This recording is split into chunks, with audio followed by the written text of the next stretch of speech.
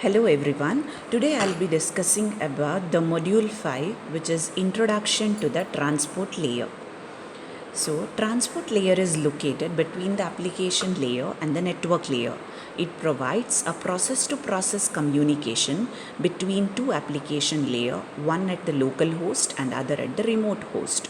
The communication is provided using a logical connection. Now, the figure shows the idea behind this. Here, the communication two application layers can be located in different parts of the globe. Assume that there is an imaginary direct connection through which they can send and receive messages. Next is this is the logical connection now. Now next let us discuss about the transport layer services. Transport layer is located between the network layer and the application layer. The transport layer is responsible for providing the services to the application layer. It receives services from the network layer. So we discuss the services that can be provided by the transport layer in the next section, and also we discuss several transport layer protocols. Now first is first service is the process to process communication. That is the first duty. Process is an application layer entity which uses the services of transport layer.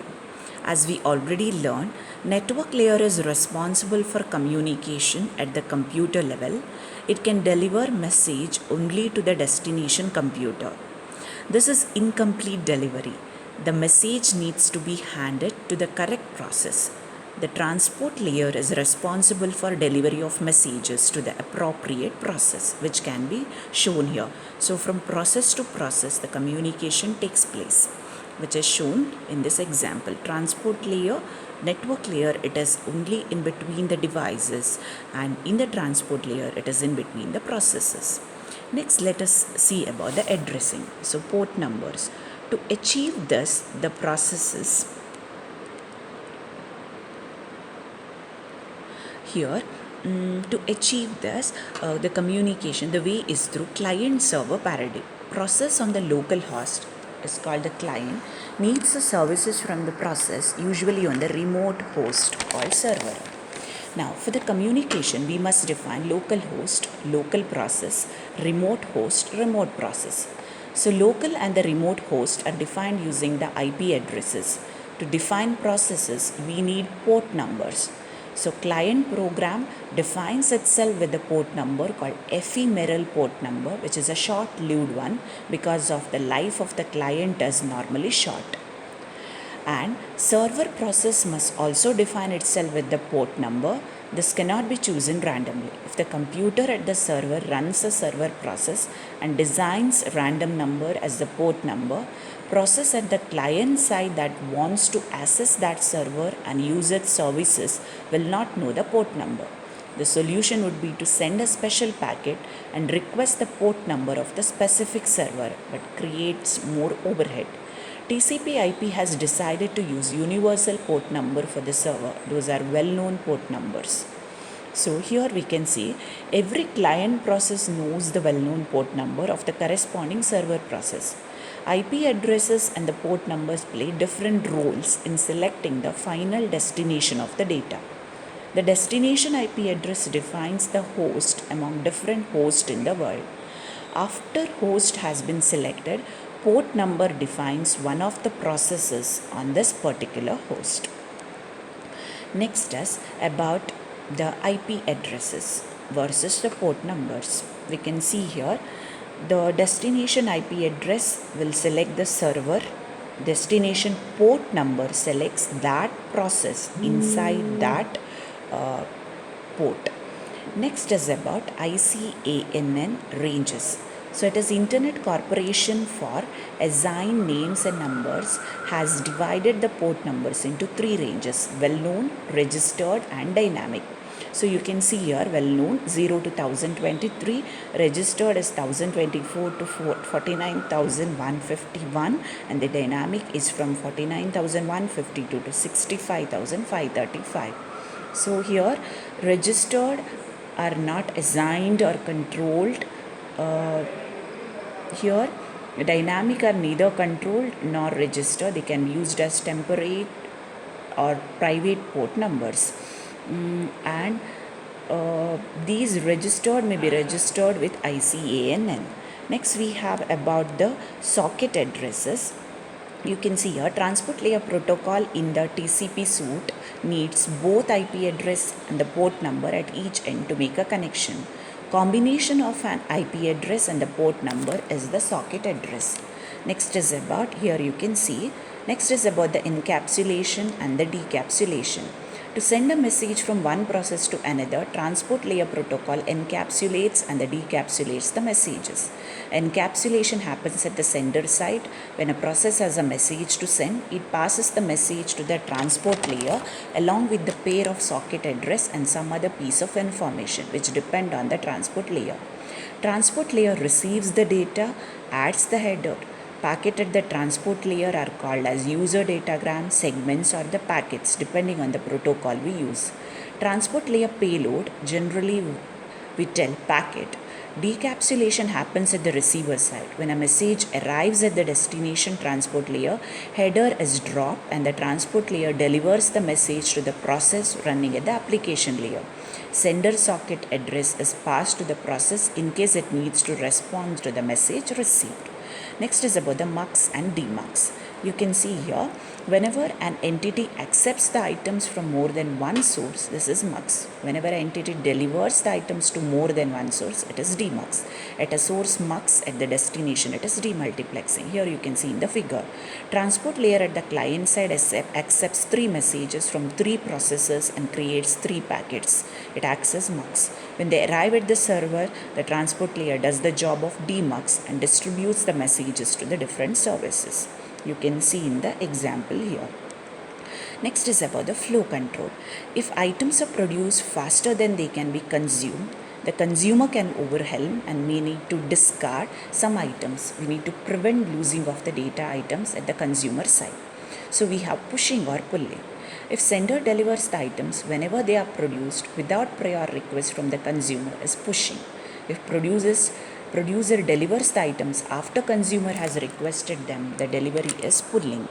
So here we can see in the diagram, when the producer pushes the items, consumer may be overwhelmed and there is need for flow control in the opposite direction to prevent discarding the items. The consumer needs to warn the producers to stop delivery and to inform producer when it is again ready to receive the items.